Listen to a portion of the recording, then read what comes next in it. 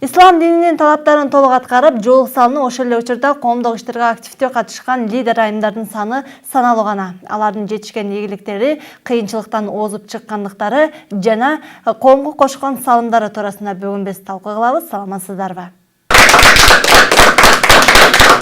Бүгүн биздин студиябызда бир нече лидер айымдар келген. Алар менен кызыктуу маек курганга аракет кылалы.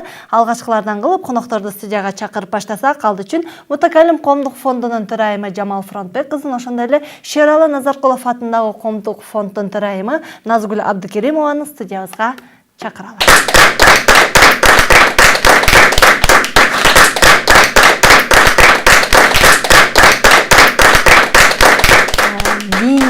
Лидер айымдар менен бир жакшы жагымдуу маек куралы деп турабыз.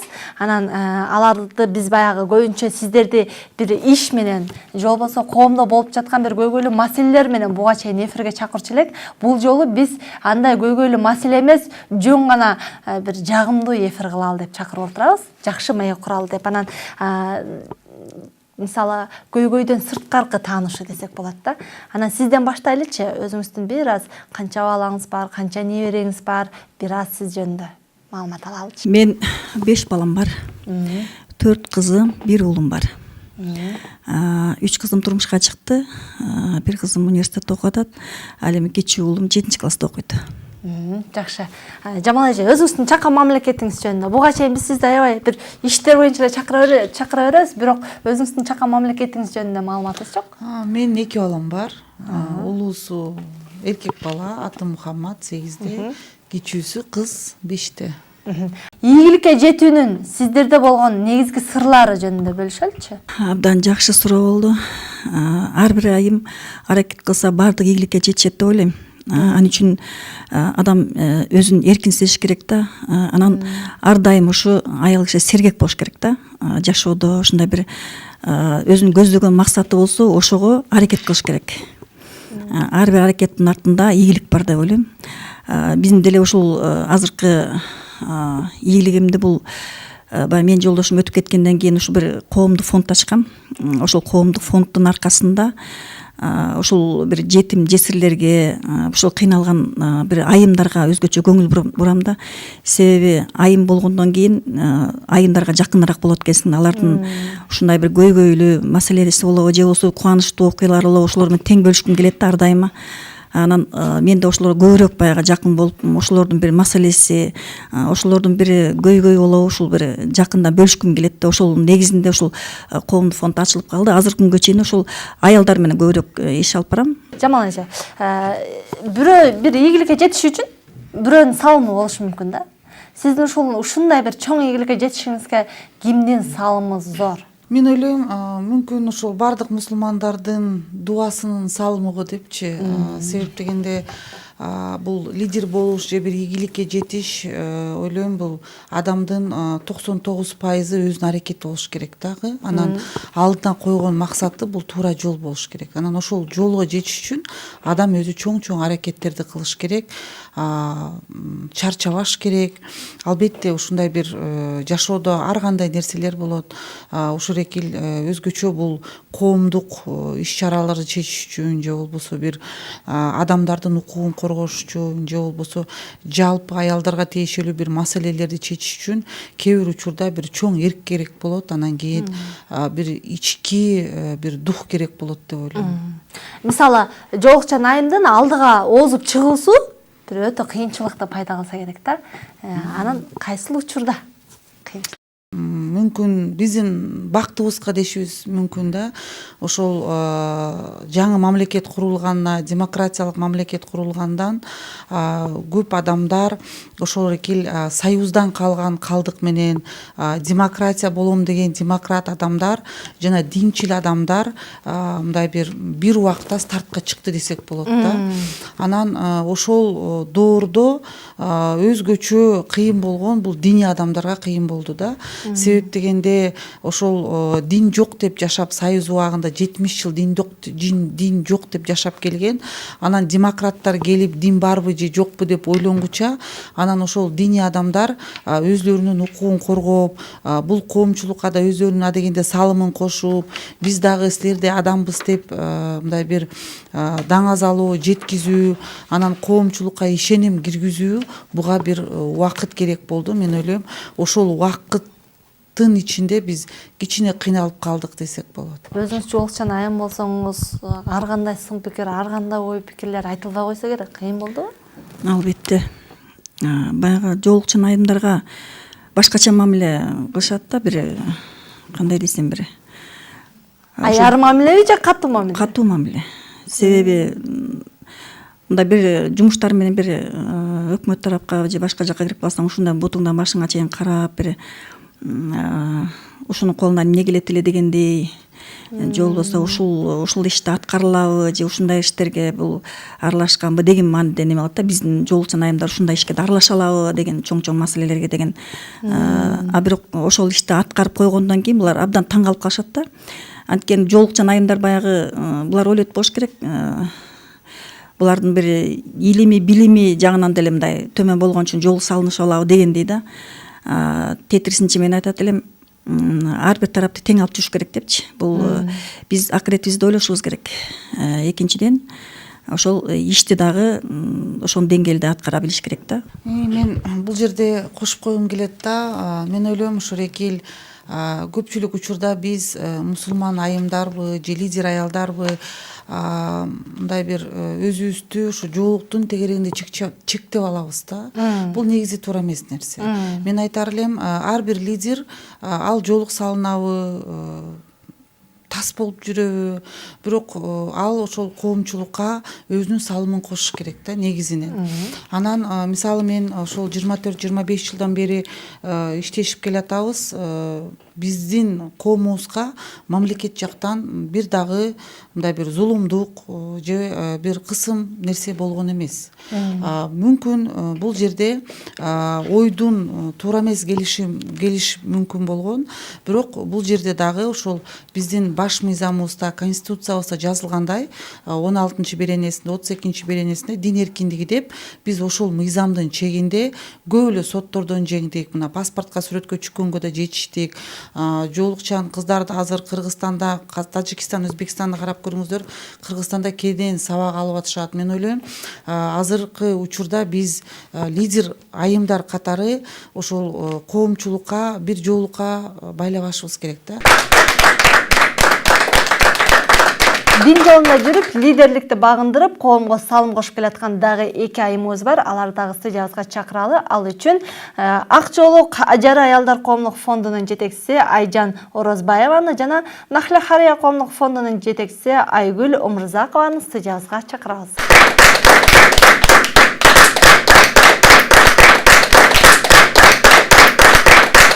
Бүгүн биз сиздерди бир жоолук салынган, хиджаб кийген мусулман лидер айымдар катары чакырып атабыз да. Сиздердичи лидер болуш үчүн кандай сыпаттарды карманасыз? Рахмат ушундай передачага чакырганыңыздар үчүн. Эгерде лидер айым болуш үчүн кандай сапаттарды карманыш керек десеңиз, менин оюмча биринчиден бул жоопкерчилик. Жоопкерчиликтүү болуш керек. Бул жоопкерчиликтүү болгон адам өзүнүн жумушунда дагы, үй бүлөсүндө дагы ар бир убактысын туура пайдаланып билген адам деп ойлойм. Келиңиз, атайын бир фондду жетектеп келесиз. Анан жетекчи болуш үчүн жөндөмдүүлүк дагы бир керек го. Анан аял заты катары ушундай бир чоң фондду жетектеш үчүн, мыкты бир жетекчи болуш үчүн кандай жөндөмдүүлүккө басым жасайсыз? Мени буну сизде таразалап, баалап, мыкты жетекчи кылып бул жакка чакырып аткансыздар болбосо, биз өзүбүздү жөнөкөй эле жетекчи катары сезебиз. Ал негизи ошол ар кандай баягы максат коюудан кийин аракет кылууда кийин ушундай өз сапаттар өзү пайда болот экен да. Баягы максат коюп, анан ошого жетүүдө көп иштер кылат экенбиз. Ага сабырдуулук керек экен, чыдамкайлык керек. Ар тараптан жетишүү керек экен. Анткени биз аял зат катары үй бүлө дагы биздин мойнубузда эмеспи. Мен ойлойм, ошо сабырдуулук эң негизги нерсени талап кылат го депчи. Ийгиликке жетиш үчүн сиздерди көбүнчө ким колдоду? Негизи аял кишини жанындагы ошол сүйгөн жары эле колдобосо, менимче ошол Демек жолдошуңуз жолдошубуз эле бизди эң колдоп турган биздин жолдошубуз деп ойлоймун да. бир ийгиликке жеткенден кийин адам бир сыр бербей басып калат го. Баарысы жакшы деген сыяктуучу. А бирок ага чейин бир кыйынчылыктардын баарысын басып өтөт. Кандай кыйынчылыктар болду? Мисалы, жөн эле дароо эле келип эле ийгиликтүү аял болуп калбасаңыздар керек. Мен эгер жеке өзүм жашоомду айтсам, чындыгында кыйынчылыктар өтө көп болот. Бул үй бүлөдө, жумушта, биз азыр коомдук жумушта иштеп жүргөндөн кийин эл үчүн, жер үчүн деп өзгөчө биз жанагындай жакыр үй бүлөлөр жана жетимдерге жардам көрсөтүү багытында иштеймин мен өзүм. Мен ойлойм, бул кыйынчылыктардын баардыгын жеңип ийгиликке жеткенибиз, аларга жардам көрсөткөнүбүз, кыйынчылыктарын бир жеңилдеткенибиздин өзү эле биз үчүн бир жакшынакай бир нерсе деп ойлойм да. Айжан эже, эмне себептен айымдарга басым жасап, аялдар фонду кылып алгансыз? Негизи бул аялдар фонду бир канча аялдар арасында түзүлгөн фонд. Негизи эле аялдар түшүнбөсө, негизи башка түшүнүш кыйын деп ойлойм. Анткени биз өзүбүз көйгөйүбүздү жакшы билебиз да. Анан негизи аял киши аял мектеп деп коет го. Ар тараптан өнүгүш керек деп коет. Андыктан бизде аялдар менен иштегенде бир көптөгөн көйгөйлөр жаралып келет да. Анткени өзүбүз дагы үй бүлө куруп атабыз, өзүбүз бала тарбиялап атабыз деген билебиз да, эмне бизге керек экендигинчи. Андыктан биз ошол аялдар фондун ачканыбыздын себеби ошол негизинен болгон да. Жамал эже, кол алдыңызда канча айым же мырзалар барбы билбейм. Канча кызматкер дейинчи, кызматкер иш алып барат жана жоокчан айым катары анын баарын башкарыш сиз үчүн кыйын эмеспи? Официалдуу түрдө иштеп аткан 33 адам бар.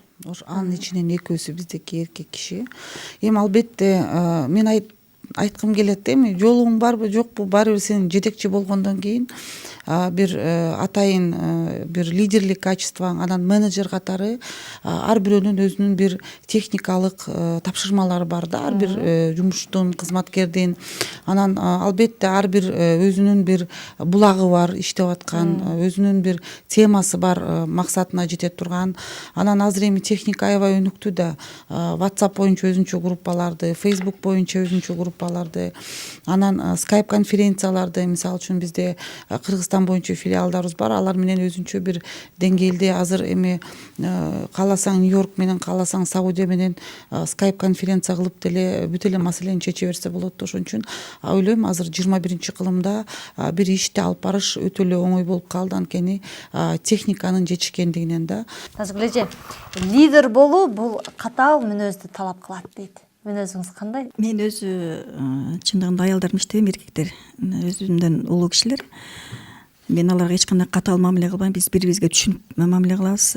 Эми баягы бизде кеңешип иш кылабыз да, өзгөчө. Ар дайым ушу ишкыларда кеңешип иш кылабыз, баягы ката кетирбейлик депчи ар бир жумушта.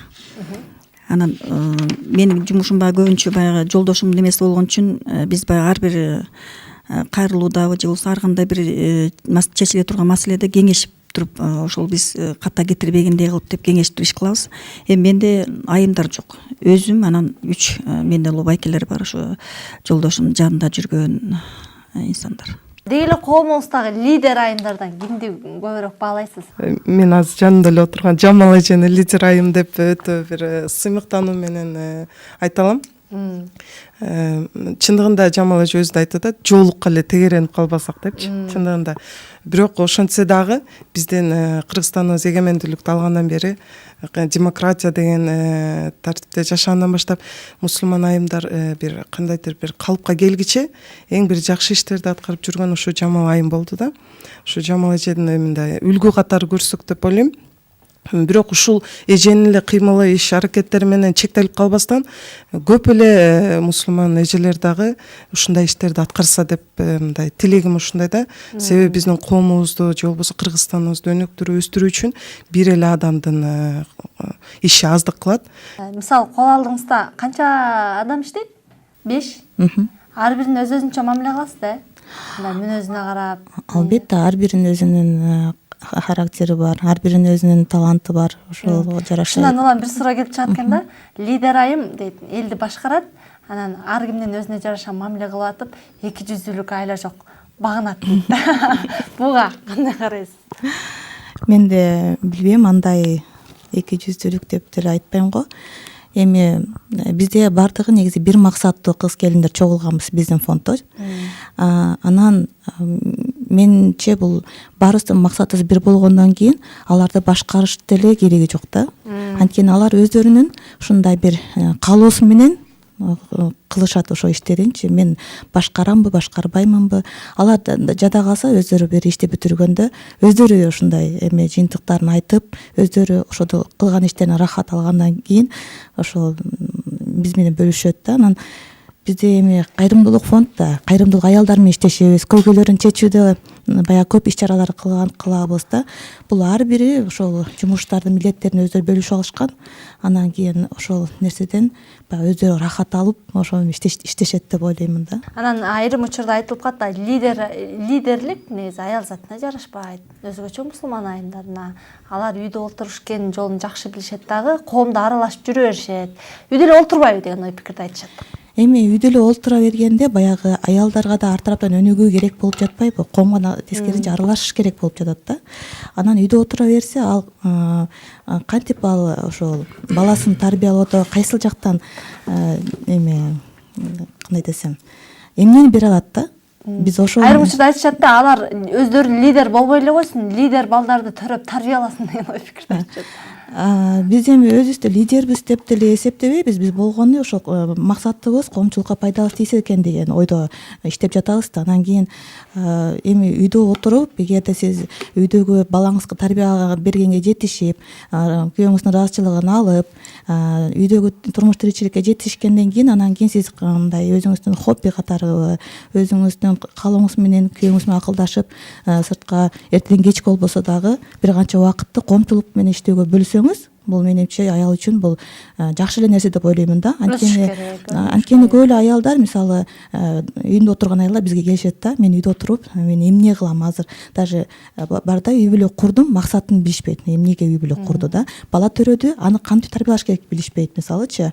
Анан үйдө отурат да, тамак кылат, эртеден кечке, эртең менен турат, кеч кирет, ошо менен баягы сулсайт, өзү руханий жактан ачка болот, башка жактан баягы жетишпей, баягы деградация болуп, аял өзүнүн өзү алсырап баштайт экен да. Анан өзүн өзү карабаган аял дагы, күйөөсүнө дагы баягы кызыгы кетип, баягы ортодо ажырашуулар пайда болот дегендейчи. Аял киши, мен ойлойм, ар тараптан өнүгүп, бардык нерсеге жетише алат го деп ойлойм да. Эми бардык эле аялдар лидер болуп көчөгө чыгып иштегиси келбейт да, биринчиден. Эми ар бир адамдын өзүнүн психологиялык жактан, өзүнүн бир менталитети ар кыл, ар башка да. Бирок ошол аялдарды лидер кылып аткандагы биздин эркектерибиз кылбай аткандыгынан аялдар лидер болуп чыгып атат да. Мисалы, мен өзүмдү ойлойм, мүмкүн эгерде биздин эркектерибиз ушу жоолук маселесин чечип, паспортко баарын чечип берип койгондо, мүмкүн биз бул жумушка умтулбайт элек. Лидер айым эмнеден рахат алат? Менин бир идея болсо мендечи, ошол идеям ишке ашканда мен ошол рахат алам да, ошол максатыма жетсем. Ошол ар кимдин өзүнүн бир максаты бар, идеясы бар. Эгерде ошол идеям ишке ашып калса, ошол бир жакшы деңгээлде ишке ашса, мен өзүм бир ушунча рахат алам да. Мен өзүм негизи мындай бир рахат алган нерсем, мен ойлойм, бир жетим жесирлерге же болбосо бир кең багалга, ошого бир же болбосо бир адамдын укугу тебеленип атса, ошого бир салымды кошуп жардам берсем, ошол мезгилде рахат алышым мүмкүн. Айнагүлжи. Мен эгерде мисалга келтирсем, биздин фонд тарабынан биз эне жана баланы коргоо борборуна, улуттук борборуна бир жыл сайын бир өзүбүздүн салымыбызды кошуп келебиз. Ошол жерде медициналык аппарат бергенбиз, гуманитардык жардам катары. Биздин ошол аппарат күнүнө 10дон 15-20га чейин бир аппаратка аялдарды операция кылганда ошол аппараттын жардамы менен ишке ашып жатат. Андай аппараттан 2-ни бердик. Мына кече дагы ошондой аппараттардан берип келдик. Мындай айтканда, мен ошону угуп өтө бир ыраазы болдум. өзүбүздүн кылган ишибиз, коомго болгон ишибиздин бир натыйжасы. Мени тааныбаган, бирок мен өзүм жеримдеги элим үчүн пайдасы тийип атат деп ошону угуп мен өтө ыраазы болдум. Бирок мындай мисалдарыбыз көп, биздин фондубуз аркылуу көп иштерди кылып жүрөбүз. Ушундай бир иштерибиздин натыйжасы жакшынакай болуп атканын көргөндө, укканда биз өтө чоң рахат алабыз. Конкурстун көрсөтүүсү жол салынган мыкты лидер айымдар менен кызыктуу маек куруп жаткан маалы, андыктан бизден алыстабаңыздар, кызыктын баары алдыда.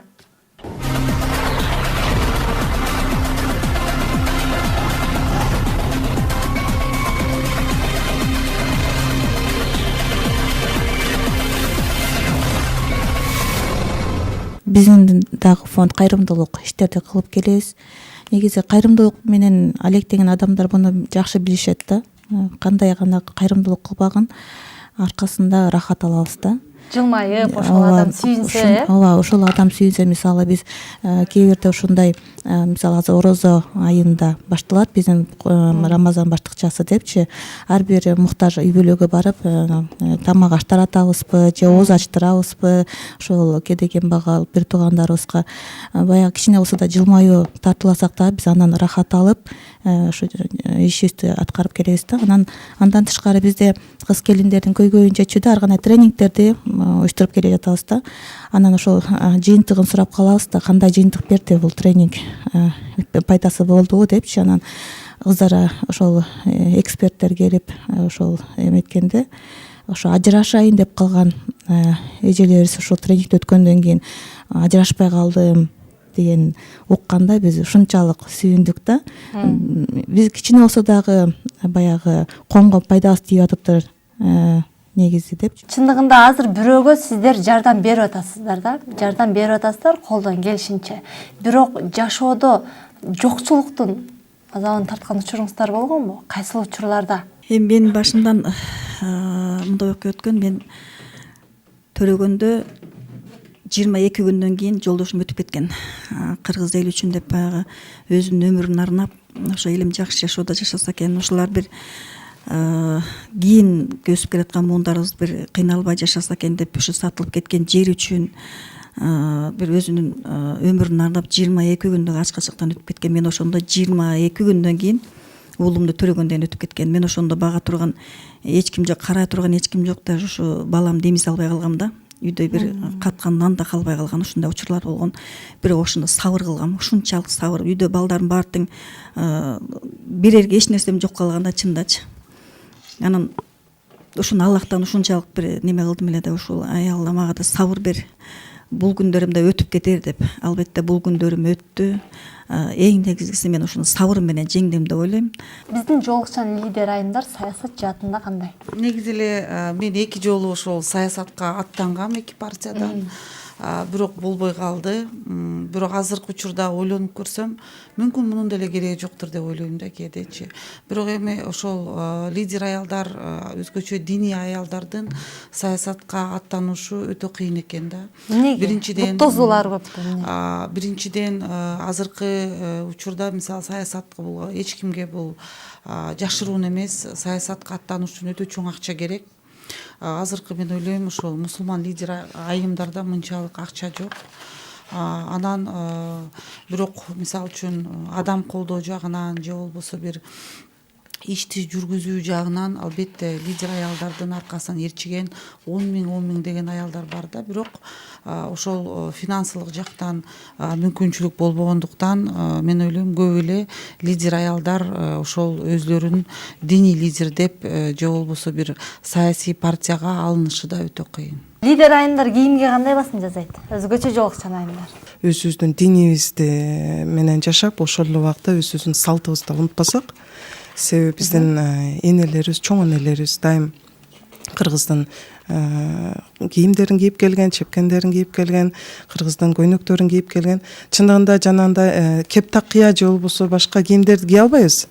Ар кандай бир шарттарга байланыштуу.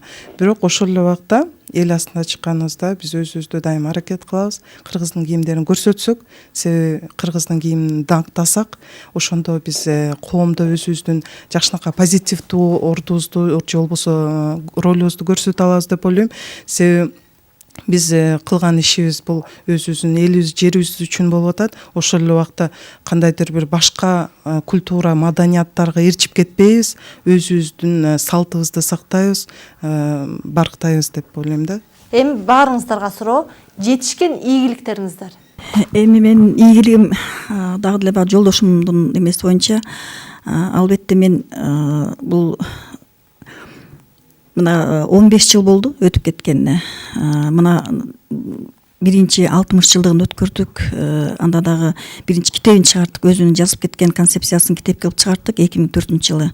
Өзү 2002-жылы өтүп кеткен. 2004-жылы китеп кылып чыгарттык.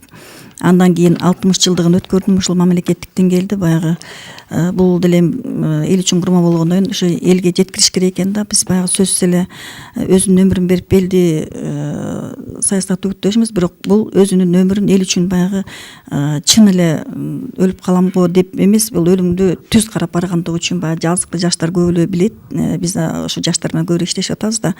Андан кийин мына номер 80 мектептин аты берилди. Жал микрорайонундагы.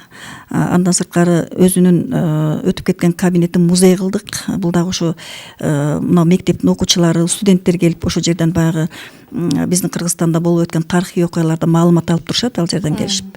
Бул дагы ошо мени жетишкендиги ийгиликтерим деп ойлойм, себеби өзүң аракет кылбасаң баягы бирөө сен үчүн аракет кылып бербейт экен. Жакшы, Жамал эже. Жеке ийгиликтериңизди айтып берсеңиз. Мен ойлойм, ошол биринчи жеке ийгилигим болгон бул Кудайым насип эткен 2 балам. Анан ошол экономика илимдеринин кандидаты болдум. Анан 17 жылдан бери ошол оондогу атайын бир диний лидерлердин мүчөсү болуп келем. Ошол СНГ мамлекеттеринен ошол аялдардын укук коргоо боюнча өкүлү менмин. Андан кийин дагы ошол Ахли Суннал вал Жамаа деген дүйнөлүк аялдардын жамааты бар. Ошол жактын да мүчөсүмүн. Андан кийин ошол 2006-жылы оондун эл аралык Джонтона Мана деген премиясын алгам. Ал жерде ошол аялдардын зордук зомбулукка жана ВИЧ-СПИДке каршы күрөшкөндүгүбүз үчүн ошол эле СНГ негизи эле мусулман мамлекеттердин арасынан биринчи жоолукчан лидер айым деп бизге ошол оон ошол наамды берген болчу 2006-жылы. Андан башка мен ойлойм, эми менин жашоом ошол коом менен биргеликте болуп аткандыгы үчүн ошол паспортко сүрөткө түшүүгө жетишүүгө, ошондой эле көп эле коомго ошол мусулман аялдардын укугун коргоого көп эле жетиштик го деп. Жакшы. Келиңиз Айнагүл эже. Мен да өзүм жөнүндө айтып кетсем, мен дагы өзүм жеке ийгилигим деп ойлойм.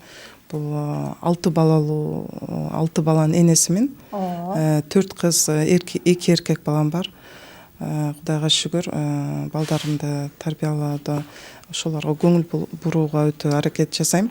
Андан тышкары кайрымдуулук иште жетимдерге жана азыр жакырчылык көп, же болбосо ушундай бир жардамга муктаж категорияда социалдык жактан аз камсыз болгон адамдарга көп иштерди аткарып келебиз.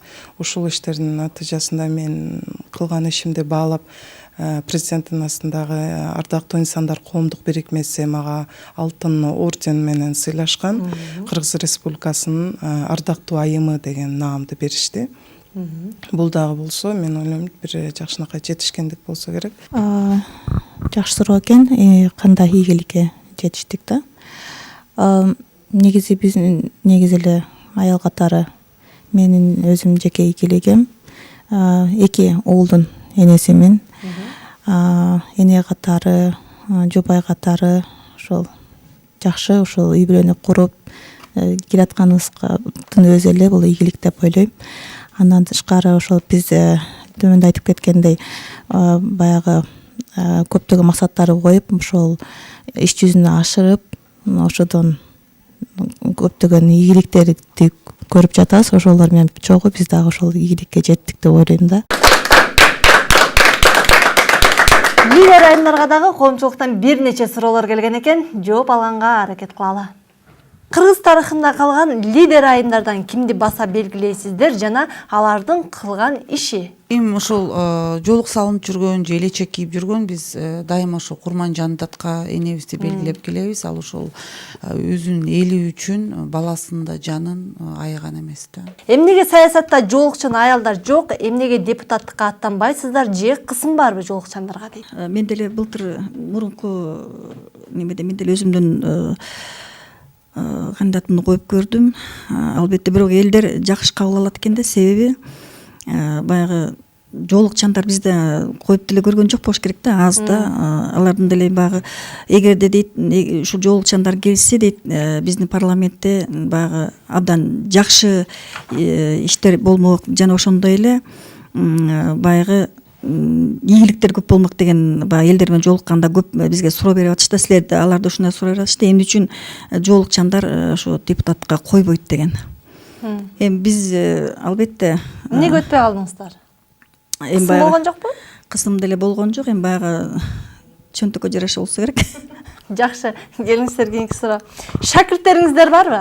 Негизги эле бул жашоодо койгон максатым ошол диний лидер аялдарды көп өстүрүп, ошол ар бир айым, ар бир айылда өзлөрүнүн иштерин кылып, өзлөрүнүн укуктарын тебелетпей, үй бүлөдөгү болгон зордук зомбулукка кабыл алынбай, мындай бир бактылуу жашаса деген максатыбыз. Ошон үчүн мен ойлойм биз шакирттерибиз өтө эле көп деп. Лидерликтин кандай учурда адамдын өзүнө терс залакасын тийгизип коет дейт. Бир эле нерсе өтө бир чарчап калат. Аял заты чындыгында физикалык жактан. Ошого байланыштуу суроо экен, сиз да толуктап жооп берет окшойсуз. Ишкер жетекчи болуу аялдарга моралдык жактан оор дешет. Ишкер болуу кыйынбы сиздер үчүн дейт. Канчалык деңгээлде кыйын болушу мүмкүн? Анткени баары бир деле биз аял заты назик келет эмеспизби? Бирок ошого карабастан тырышып, жетишкенге аракет кылып жүрөбүз. Жалпы суроо. Лидердин өзү, ишкер айымдардын көпчүлүгү бою көтөргөн текебер болушат дейт. Сиздерде ушундай сыпат барбы дейт. Мен ойлойм да, текеберчилик деген деле жокко депчи, анткени сыртынан эле көрүнгөндө текебер болуп көрүнбөсө, мен ойлойм текеберчилик деген лидер аялдарда жок болуш керек депчи. Тескерисинче лидер аялдар сиңимдүү, баары менен алака түзгөндө билген болгон үчүн лидер аял болот го деп ойлойм. Жалпы суроо сиздерге. Бирөөгө жардам берип келесиздер, бирок өзүңүздөрдүн кандай байлыктарыңыздар бар? Бирок чынында өзүм байлыгым деле жок. Квартирада турабыз. Машинам бар. Ошо. Байлыктарым бар, Кудайга шүгүр. 2 балам бар, ден соолугум бар. Бул ден соолук болсо, азыр жаштыгыбыз бар дегендей, энергия көп. Биздин азыркы негизги байлыгыбыз ошол. Убактыбыз кенен азырынча. Мен ойлойм эң керектүү байлык ушулар го депчи. Анан Тегерени өтпөйбүз. Мен материалдык байлыктарды айтып атам. Материалдык байлык негизи эле бизди ата-энебиз тарбиялаганда материалдык байлыкка көп басым жасап аптырбыз. Өтө жөнөкөй эле адамдардын катарына киребиз. Бишекте өзүбүздүн үйүбүз бар, өзүбүздүн машинабыз бар. Болду, башка биздин байлыгыбыз деле жок. Өзүмдүн тажрыйбамды айтып бергим келет да, ушу байлык боюнча болгон. Бир 8 жыл мурун Оштон бир кыз келди да, аты Айжан деген кыз. Анан мен ошол убакта больницада элем да. Анан болбой келиптир да, мен көрүшүм керек Жамал эжени деп. Анан кыздарым алып келиптир. Анан келип мага жолугуп, анан ал кыз аябай кыйын кыз экен да. Мага айтты да, мен Оштон бери келдим сизди. Анан сиздин жашооңузду көрөйүн дедим эле деди да. Анан айттым, мейли больницадан чыксам чакырайын үйүмө кел деп. Анан өзүм үйүмө чакыргандан уялып, ата-энем үйүнө чакырдым да. Эми ушунча көргүсү келип атты деп. Анан коноктоп эметсем, бул ата-энеңиздин үйү экен, мага өзүңүздүн үйүңүздү көрсөтсүңүз. Анан эми болбой калды, мейли анда эртеси күнү өзүм үйүмө чакырдым. Эми кичинекей үй чакырып чай берсем, ал кыз кирип келип алып айтты да, дейт, биз сизди бир 3 этаж үйдө жашайт экен, укмушту элестетип келсем бир кепеде эле жашайт турбайсызбы деди. Анан ошол сумай эми телевизордон чыксак же болбосо элди аралап жүрсөк, дүйнө кыдырып жүрсөк, көпчүлүк ойлойт да, булар өтө бир бай. Эми биз ошол коомдук ишмер болгондуктан ошол биз көп байлыкка деле көңүл бурбаптырбыз да. Биз ошол диплом чогултуп, окуп жүргөн эле адамдарбыз. Эми азыр бир эле квартирабыз бар, анчалык эч бир бизнес эчтекебиз жок биздеги. Машинаңыз барбы? Жок, азыр машина айдабай калгам 7 жылдан бери. Мына машинасы да жок экен, жаман экен. Башканы үмүт эткилеген Назгүлчү. Мен деле ушу мамлекет берген үйүм бар. Албетте биринчи байлык бул ден соолук мен үчүн. Анан балдарым, ушу неберелерим, ушу кыздарымдын бактысы, балдарымдын бактысы мен үчүн чоң байлык. Анан бул чын эле айымдар айтып өткөндөй, бул лидер айымдар дайыма алдыга жүрүшөт, булар сөзсүз түрдө материалдык жактан бай болуш керек деп ойлошот да. Бизде биринчи орунда бизде эменин байлыгы да. Мына жерде жүрөктө ошо эл үчүн болгон. Ушул эл үчүн болгон сезим, ушулардын ар бири, ушул бир адам ачка калбаса экен, бир адам ушул кайгырбаса экен, бир адам ушундай бир зомбулукка калса ушул унутуп жүрүп эле бизде байлык деген унутуп каласың. Мына улар айтып өткөн, эгерде байлы болсо, мына ушунча канча мамлекет иштеген, бай болсо ушулар деле бай болмокпу. Бизде эң биринчи адамга болгон биздин ушу ой жүгүртүүбүздүн байлыгы, ушулардын бир жакшы жашоосу деп ойлогом. Демек мамлекет бергенде үйүңүз эле бар, башка эчтеке жок. Башка эчтеке жок.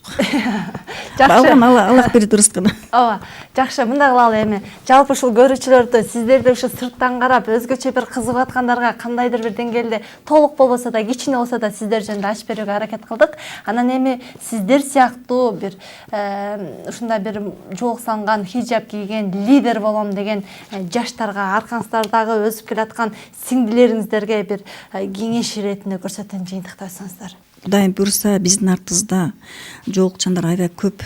Биз ошону көрүп кубанабыз, себеби Кудайым сактасын жаман иштерден. Албетте мен ушунчалык кубанам.